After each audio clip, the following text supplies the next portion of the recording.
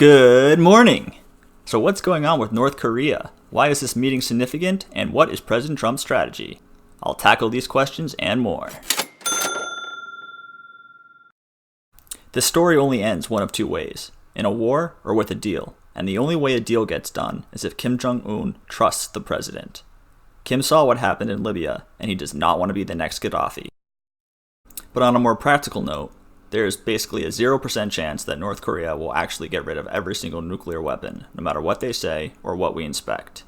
But one or two secret nuclear weapons isn't really the issue. The real problem is whether or not North Korea has some reason to want to use those weapons. Unlike radical Islamist regimes, North Korea is a secular state, and they do not want to be flattened into a parking lot for no apparent reason whatsoever. If North Korea decides to open itself up and become an economic hub for global trade, kind of like South Korea, then it will have no reason, religiously or ideologically, to start picking fights. So the strategy isn't really to try to remove every single nuclear weapon so much as it is trying to remove any reason for which North Korea would want to use those weapons. So what was this meeting about, and why is it significant? Well, after the Vietnam summit, it is widely reported that Kim felt embarrassed because Trump walked away from the North Korean proposal, even though Kim was told by his negotiators that this proposal would be acceptable. Kim was pissed, and he fired, possibly even killed, several of his top negotiators. In a state of embarrassment, the denuclearization talks froze. So Trump needed to reignite the talks with an event that would restore an image of strength and mutual respect.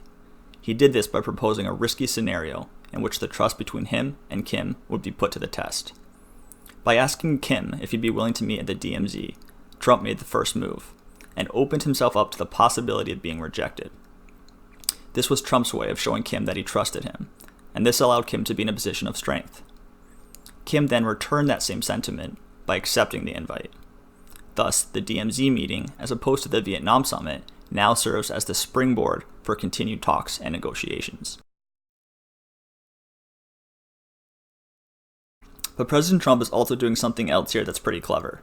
Most people think that North Korea has time on its side. The reality is, it's the opposite. The only thing standing in the way of our military and the end of the Kim dynasty is the possibility that President Trump and Kim Jong-un will strike a deal. This is why President Trump keeps reminding Kim and the world that if somewhere else were to be in office, we might already be at war. And for all Kim knows, in 2 years, President Trump won't be there, and there will be somebody else in office. This creates a significant amount of additional pressure for Kim to strike a deal with Trump, or to sufficiently advance the denuclearization process, such that if someone else were to be in office in 2 years, war isn't really on the table, because material progress has already been made. So Trump is actually using the risk of the 2020 election to his advantage in the negotiating process. Pretty clever, huh?